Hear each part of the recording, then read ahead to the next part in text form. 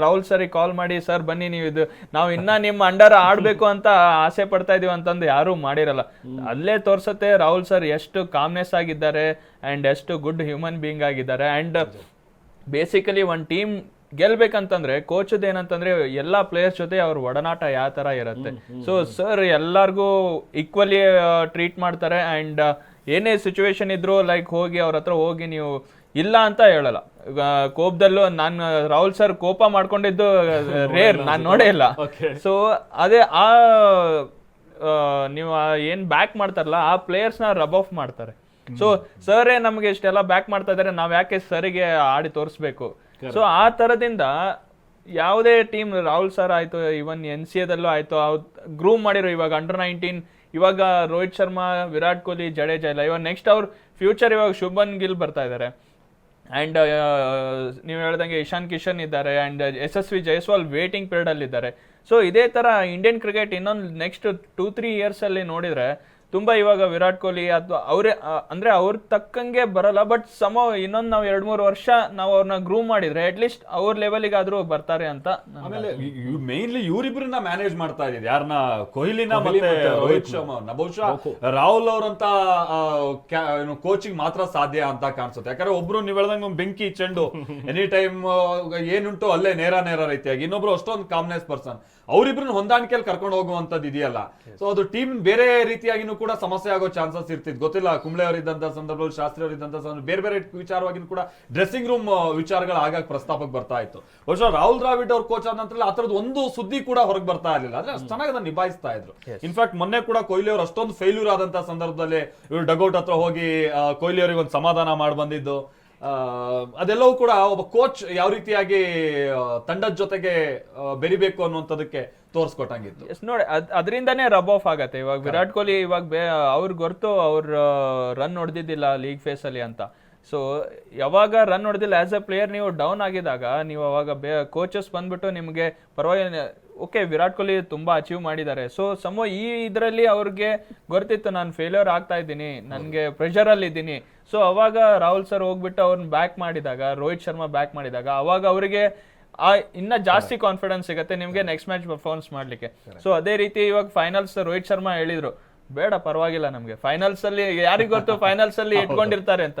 So ಅದೇ ತರ 76 runs finals ಇಷ್ಟೆಲ್ಲ ಆಡ್ಕೊಂಡ್ ಬಂದ ಆ ಒನ್ ಮ್ಯಾಚ್ ಅಲ್ಲಿ ಅವರು ಎಲ್ಲಾನು ಇದನ್ನ ಮಾಡ್ಬಿಟ್ರು, ಬ್ಯಾಲೆನ್ಸ್ ಔಟ್ ಮಾಡ್ಬಿಟ್ರು.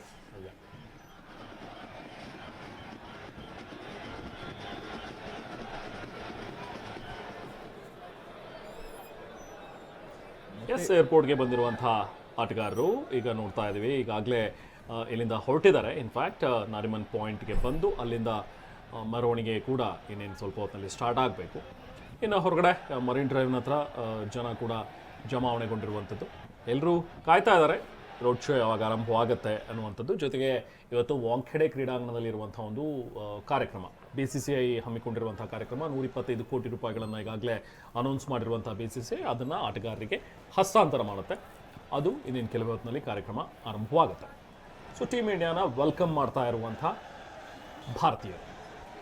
ಆಮೇಲೆ ಇನ್ನೊಂದು ವಿಚಾರ ಅಂತಾರೆ, ಬಹುಶಃ ಒಂದು ದೊಡ್ಡ ವ್ಯಾಕ್ಯೂಮ್ ಕೂಡ ಈಗ ಕ್ರಿಯೇಟ್ ಆಗಿದೆ, ಜೊತೆಗೆ ಒಂದು ದೊಡ್ಡ ಆಪರ್ಚುನಿಟಿ ಕೂಡ ಈಗ ಯಂಗ್ಸ್ಟರ್ಸ್ ಗಳಿಗೆ. ಯಾಕಂದ್ರೆ 3 ಪರ್ಮನೆಂಟ್ ಪ್ಲೇಯರ್ಸ್ ಅಂತ ಟೀಮ್ ಅಂತ ಬಂದಾಗ ಇವ್ರು 3 ಜನ ಇದ್ದೇ ಇರೋರು. ಯಾರು ಜಡೇಜಾ ಅವರು, ಜೊತೆಗೆ ಕೊಹ್ಲಿ ಅವರು, ಹಾಗೆ ರೋಹಿತ್ ಶರ್ಮಾ. T20 ಅನ್ನೋಂಥದ್ದು ಈಗ ಒಂದು ದೊಡ್ಡ ವ್ಯಾಕ್ಯೂಮ್ ಕ್ರಿಯೇಟ್ ಆಗಿದೆ, ಜೊತೆಗೆ ಒಂದು ದೊಡ್ಡ ಆಪರ್ಚುನಿಟಿ ಕೂಡ ಈಗ ಉಳಿದಂತಹ ಆಟಗಾರರಿಗೆ. ಬಟ್ ಅಂದ್ರೆ ನೀವು ಈ ಒನ್ ಡೇ ಹಾಗೆ ಟೆಸ್ಟ್ ನೋಡಿದಂತ ಸಂದರ್ಭದಲ್ಲಿ T20 ಹೆಂಗ್ ಭಿನ್ನ ಅಂತ, ಯಾಕಂದ್ರೆ ಇಲ್ಲಿ ಹೌದು ಎಕ್ಸ್ಪೀರಿಯನ್ಸ್ಡ್ ಪ್ಲೇಯರ್ ಅನ್ನುವಂಥದ್ದು ಮ್ಯಾಟರ್ ಆಗುತ್ತೆ, ಅದು ಕ್ರೂಷಿಯಲ್ ಟೈಮಲ್ಲಿ ಆ ಎಕ್ಸ್ಪೀರಿಯನ್ಸ್ ತುಂಬಾ ಮ್ಯಾಟರ್ ಆಗುತ್ತೆ. ಬಟ್ ಅದರ ಜೊತೆಗೆ ಯಂಗ್ಸ್ಟರ್ಸ್ ಗಳನ್ನ ಇಟ್ಕೊಂಡು ಕೂಡ ಟ್ರೋಫಿ ಗೆಲ್ಲೋದಕ್ಕೆ ಅಫ್ಕೋರ್ಸ್ ಅವಕಾಶ ಇದೆ T20ಲಿ. ಬಹುಶಃ ಇವರಿಬ್ಬರ ಅಲಭ್ಯತೆ ಇದ್ರೂ ಕೂಡ ಮುಂದಿನ ಹಂತದಲ್ಲಿ ನಾವು ನಂತರದೇನೆ ಟ್ರೋಫಿ ಗೆಲ್ತೀವಿ ಅನ್ನೋಷ್ಟ್ರ ಮಟ್ಟಿಗೆ ನಮ್ಮಲ್ಲಿ ಟ್ಯಾಲೆಂಟೆಡ್ಸ್ ಇದ್ದಾರೆ ಅಂತ ಅನ್ಸಲ್ವಾ? ಖಂಡಿತ ಇದ್ದೇ ಇದ್ದಾರೆ. ಯಾಕಂದ್ರೆ ನೀವು ನೋಡ್ಬೋದು ಇವಾಗ ಜಿಂಬಾಬ್ವೆ ಟೂರಿಗೆ ಆಲ್ಮೋಸ್ಟ್ ನೀವು B ಟೀಮ್ ಕಳ್ಸಿದ್ದೀರಾ. ಸೊ ನನ್ಗನ್ಸೋ ಪ್ರಕಾರ ಎರಡು ವಿನ್ನಿಂಗ್ ಟೀಮ್ ಆಮೇಲೆ ಅಲ್ಲಿ ಜಿಂಬಾಬ್ವೆ ಟೀಮ್ ನನ್ಗೇನ್ ಡಿಫ್ರೆನ್ಸ್ ಅನ್ನಿಸ್ತಾ ಇಲ್ಲ. ಸೊ ನೀವು ಇದ್ರಲ್ಲೇ ಗೊತ್ತಾಗುತ್ತೆ ಲೈಕ್ ಇಂಡಿಯನ್ ಟೀಮ್ ಎಷ್ಟು ಯಂಗ್ಸ್ಟರ್ಸ್ ಇವಾಗ ಅಪರ್ಚುನಿಟಿ ಸಿಕ್ಕಿದಾಗ ಎಲ್ಲ ಯುಟಿಲೈಸ್ ಮಾಡ್ಕೋತಾ ಇದ್ದಾರೆ. And no doubt Rohit Sharma ಆಮೇಲೆ ವಿರಾಟ್ ಕೊಹ್ಲಿ ಆಮೇಲೆ ಜಡೇಜಾ ಅವರು ರಿಟೈರ್ಮೆಂಟ್ ಆಗಿದ್ದಾರೆ ಅಂತಂದ್ರೆ ಅವರಿಂದ ಒಳ್ಳೊಳ್ಳೆ ಪ್ಲೇಯರ್ಸ್ ಕೂಡ ಇದ್ದಾರೆ ಇವಾಗ ಅವ್ರನ್ನ ಬ್ಯಾಕ್ ಮಾಡ್ಲಿಕ್ಕೆ. ಇವಾಗ ಶುಭ್ಮನ್ ಗಿಲ್ ಕೂಡ ನಾವು ತುಂಬಾ ಅವ್ರು ಇವಾಗ ಒಂದು ಸೀರೀಸ್ ಅಲ್ಲಿ ಆಡಿದವ್ರು ನೋಡಿದ್ರೆ ಅವ್ರೆಲ್ಲರೂ ವಿರಾಟ್ ಕೊಹ್ಲಿ ಕಂಪೇರ್ ಮಾಡ್ತಾ ಇದ್ರು. ಸೊ ವಿರಾಟ್ ಕೊಹ್ಲಿ ಇವಾಗ ಏನಾದ್ರು ಇದಾದ್ರೆ ಶುಭ್ಮನ್ ಗಿಲ್ ಇದ್ದಾರೆ ಅಂತ. ಅಂಡ್ ಜಡೇಜಾ ಇವಾಗ ಅಕ್ಷರ್ ಪಟೇಲ್ ಕೂಡ ಅವ್ರು ಬಂದಾಗ ವರ್ಲ್ಡ್ ಕಪ್ ಟೀಮ್ ಅಲ್ಲಿ ಬಂದಾಗ ಯಾರು ಅನ್ಕೊಂಡಿರ್ಲಿಲ್ಲ ನಂಬರ್ 4 ಬ್ಯಾಟಿಂಗ್ ಬರ್ತಾರೆ. ಸೊ ಆ ಅಪರ್ಚುನಿಟಿ ಅವ್ರು ಚೆನ್ನಾಗಿ ಯುಟಿಲೈಸ್ ಮಾಡ್ಕೊಂಡ್ರು. ಸೊ ಅವಾಗ ಜಡೇಜಾ ಇಲ್ಲ ಅಂದ್ರೂ ಅಕ್ಷರ್ ಪಟೇಲ್ ಇದ್ದಾರೆ. ಬ್ಯಾಟಿಂಗ್ ಅಲ್ಲೂ ರನ್ ಹೊಡಿತಾರೆ and fielding is a good fielder also. And bowling ಕೂಡ ಜಡೇಜಾಗಿಂತ ಆಕ್ಚುಲಿ ಬೆಟರ್ ಹಿ ಬಾಲ್ಡ್ ಈ ವರ್ಲ್ಡ್ ಕಪ್. ಸೊ ಅವಾಗ ಗೊತ್ತಾಗತ್ತೆ ಅವಾಗ ಓಕೆ ನಾವಿಲ್ಲ ಅಂತಂದ್ರೆ ನಮ್ಮ ಬ್ಯಾಕ್ಗೆ ಇದ್ದಾರೆ ಪ್ಲೇಯರ್ಸ್.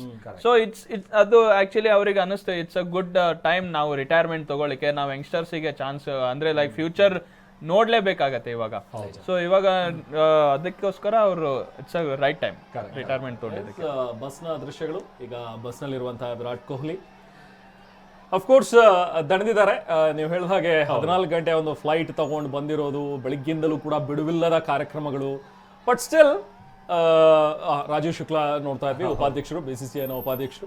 ಏನೇನು ಕಾರ್ಯಕ್ರಮ ಕೂಡ ಆರಂಭವಾಗಬೇಕು. ಇದೇನೇ ದಣಿವಿರಲಿ ಏನೇ ಇದ್ರೂ ಕೂಡ ಆ ಒಂದು ವಿಕ್ಟ್ರಿ ಎಲ್ಲದಕ್ಕಿಂತ ದೊಡ್ಡದು ಸಂಭ್ರಮ. ಆ ಸಂಭ್ರಮ ಇದೆ, ಹಾಗೆ ಅಭಿಮಾನಿಗಳು ತೋರಿಸ್ತಾ ಇರುವಂತಹ ಒಂದು ಪ್ರೀತಿ. ಇನ್ನು ಇವತ್ತು ಇನ್ನೂ ರಾತ್ರಿವರೆಗೂ ಕೂಡ ಈ ಪಾರ್ಟಿ, ಈ ಸಂಭ್ರಮ ಇನ್ನೂ ಕೂಡ ಮುಂದುವರಿತಾನೆ ಇರುತ್ತೆ. ಇದು ಇವತ್ತು ರಾತ್ರಿ ಅಲ್ಲ, mostly next T20 world cup ಬರೋವರೆಗೂ ಇದು ಇದ್ದೇ ಇರುತ್ತೆ.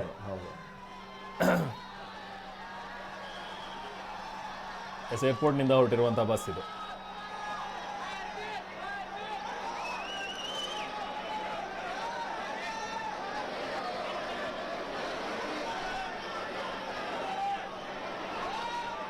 ನಿಖಿತಾ, ನೀವು ಈ ಬಾರಿ ವರ್ಲ್ಡ್ ಕಪ್ ಅಲ್ಲಿ ಎಲ್ಲ ಆಲ್ಮೋಸ್ಟ್ ಎಲ್ಲ ನೋಡಿದ್ರ ಮ್ಯಾಚಸ್? ನಾನು ಕಂಟಿನ್ಯೂಸ್ ಎಲ್ಲಾನು ನಾನು ಫಾಲೋ ಅಪ್ ಮಾಡಕ್ ಆಗ್ಲಿಲ್ಲ.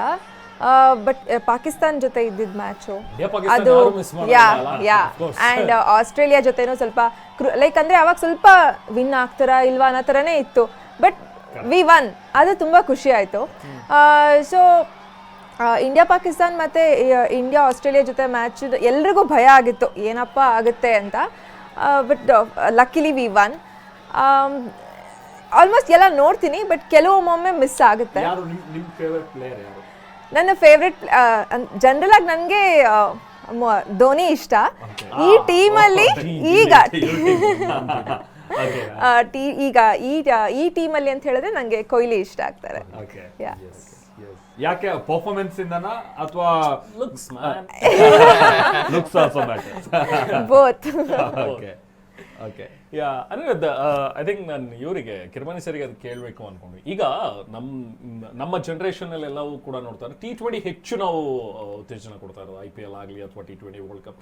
ಸೊ T20ಗೆನೆ ಈಗ ಕ್ರಿಕೆಟ್ ಅಂತ ಹೇಳಿದ್ರೆ ಅವ್ರು ಆಕ್ಚುಲಿ ಅವ್ರು ಇದ್ದಿದ್ರೆ ಹೇಳ್ತಾ ಇದ್ರು test cricket is a real cricket ಅಂತ ಹೇಳಿದ್ರು. ಒಬ್ಬ ಕ್ರಿಕೆಟರಿಗೆ ತನ್ನ ಪರ್ಫಾರ್ಮೆನ್ಸ್ ತೋರಿಸೋದಕ್ಕೆ ತಾನು ಏನ್ ಕ್ರಿಕೆಟರ್ ಅಂತ ಹೇಳಿದ್ರೆ ಏನು ಅನ್ನೋದು ಗೊತ್ತಾಗಬೇಕು ಅಂತ ಹೇಳಿದ್ರೆ ಆತ ಟೆಸ್ಟ್ ಆಡಬೇಕು, ODIs ಆಡಬೇಕು. ಬಟ್ T20 ಅಂತ ಹೇಳಿ ಬಂದಾಗ it's a matter of 20 overs ಅಷ್ಟೇ. ಸೊ ಅದರಲ್ಲಿ ಇವತ್ತು ಇವ್ನು ಚೆನ್ನಾಗಿ ಆಡ್ದ, ಇನ್ನೊಂದು ದಿನ ಇನ್ನೊಬ್ಬ ಚೆನ್ನಾಗಿ ಆಡ್ದ, ಮುಗೀತು. ಸೊ ಅದು ಕನ್ಸಿಸ್ಟೆಂಟ್ ಆಗಿ over the period of time carry ಆಗಲ್ಲ ಅನ್ನೋಂಥದ್ದೆಲ್ಲವೂ ಕೂಡ ಒಂದಷ್ಟು ಮಾತುಗಳಿದೆ. ಮುಂದಿನ ದಿನಗಳಲ್ಲಿ ಏನಪ್ಪ ಕ್ರಿಕೆಟ್ನ ಭವಿಷ್ಯ ಏನು ಅಂತ ನೋಡಿದ್ರೆ T20ಗೆ ಸೀಮಿತ ಆಗ್ಬಿಡುತ್ತಾ. ಈಗ T20 20 ಓವರ್ಸ್ಗೆ 300-350 ರನ್ ಹೊಡೆಯೋ ರೇಂಜಿಗೆ ಹೋಗ್ಬಿಟ್ಟಿದೆ. ಸೊ ಅಲ್ಲೂ ಕೂಡ ಈ ಬರೀ ಈ ಚುಟುಕು ಕ್ರಿಕೆಟ್ ಇದೆಯಲ್ಲ, is it a real cricket ಅಂತ ಅನ್ಸುತ್ತೆ ಒಬ್ಬ ಕ್ರಿಕೆಟರ್ ಆಗಿ? ನಿಮಗೆ ನಿಮ್ಮ comments on this? Sir, as A cricketer ನಾನು T20ಗಿಂತ ಲೈಕ್ ಟೆಸ್ಟ್ಗೆ ನಾನು ಇಂಪಾರ್ಟೆನ್ಸ್ ಕೊಡ್ತೀನಿ. ಬಟ್ ಒನ್ಸ್ ಈ T20 ಬಂದಾಗಿಂದ ಯಾವ ಥರ ಆಗ್ಬಿಟ್ಟಿದೆ ಅಂತಂದರೆ, ಇಲ್ಲಿ ನಿಮಗೆ ಎಂಡೋಸ್ಮೆಂಟ್ ಜಾಸ್ತಿ ಸಿಗತ್ತೆ, ಮನಿ ಜಾಸ್ತಿ ಸಿಗತ್ತೆ, ಆ್ಯಂಡ್ ಫೇಮ್ ಜಾಸ್ತಿ ಸಿಗತ್ತೆ. ನಿಮಗೆ ಟೆಸ್ಟಲ್ಲಿ ನಿಮಗೆ ಆ ಥರ ನಿಮ್ಗೆ ಫೇಮ್ ಸಿಗಲ್ಲ, ಆ್ಯಂಡ್ ODIದಲ್ಲೂ ನಿಮ್ಗೆ ಅಷ್ಟು ಫೇಮ್ ಸಿಗಲ್ಲ. ಆ್ಯಂಡ್ ಇವಾಗಿನ ಜನ್ರೇಷನ್ ಯಾವ ಥರ ಆಗ್ಬಿಟ್ಟಿದೆ ಅಂತಂದ್ರೆ, ಜನ ಇವಾಗ ಹೆಂಗಾಗಿದೆ ಅಂದ್ರೆ 5 days ಯಾರು ಮ್ಯಾಚ್ ನೋಡ್ಲಿಕ್ಕೂ ಬರಲ್ಲ, ಆ್ಯಂಡ್ 50 hours ಮ್ಯಾಚ್ ಯಾರು ನೋಡ್ಲಿಕ್ಕೂ ಬರಲ್ಲ. ಟೆಸ್ಟ್ 5 days ನಡೀತಾನೂ ಇಲ್ಲ. Mind set, player mind set ಹಾಗೆ ಆಗಿದೆ. It's a very quick. 3 ದಿನದಲ್ಲಿ ಮುಗ್ದೋಗ್ತದೆ, 1 ವಾರದಿಂದಲೂ ಮ್ಯಾಚ್ ಮುಗ್ದಿರೋ ರಿಸಲ್ಟ್ಸ್ ಬಂದಿರೋದು ಉದಾಹರಣೆ.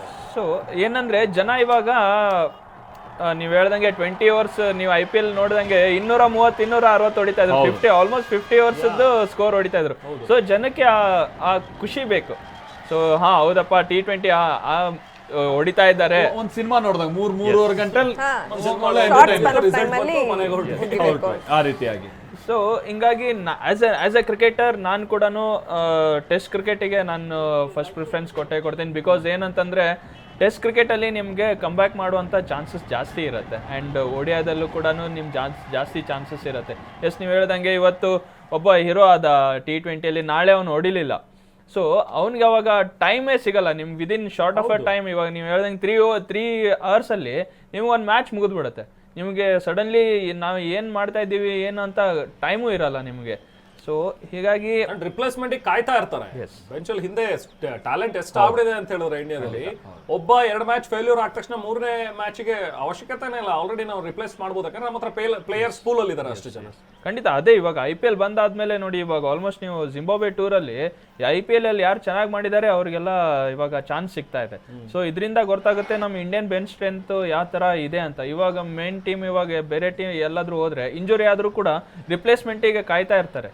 ಅಂಡ್ ಆ ಅಪರ್ಚುನಿಟಿಗೂ ಕಾಯ್ತಾ ಇರ್ತಾರೆ. ಮೋಸ್ಟ್ಲಿ ಜಿಂಬಾಬ್ವೆ ಟೂರಲ್ಲಿ ಹೋದವ್ರು ಅನ್ಕೋತಾ ಇರ್ತಾರೆ, ಗುರು ಏನಾದ್ರು ಆಗ್ಲಿ, ಇಂಜುರಿ ಆದ್ರೆ ನಾವು ರಿಪ್ಲೇಸ್ಮೆಂಟ್ ಆಗ್ಬೋದು ಅಂತ. ಬಟ್ ಆ ಒಂದು ಅಪರ್ಚುನಿಟಿಗೋಸ್ಕರ ಕಾಯ್ತಾ ಇರ್ತಾರೆ. ಎಸ್, T20 ಅಂದ್ರೆ ಅದೇ ನಾನು ಹೇಳ್ದಂಗೆ, ಇಲ್ಲಿ ನೀವು ಫೇಮ್ ಅಂಡ್ ದುಡ್ಡು ಮಾಡ್ಕೋಬಹುದು. ಇವಾಗ 20 ಕೋಟಿ ಎಲ್ಲ ಆಕ್ಷನ್ ಅಲ್ಲಿ ಹೋದ್ರೆ 6 ಕೋಟಿ 7 ಕೋಟಿಗೆ ನಿಮ್ಗೆ ಟೆಸ್ಟ್ ಮ್ಯಾಚ್ ನೀವು ಅಷ್ಟು ಆಡಿದ್ರೂ ಬರಲ್ಲ ಇವಾಗ.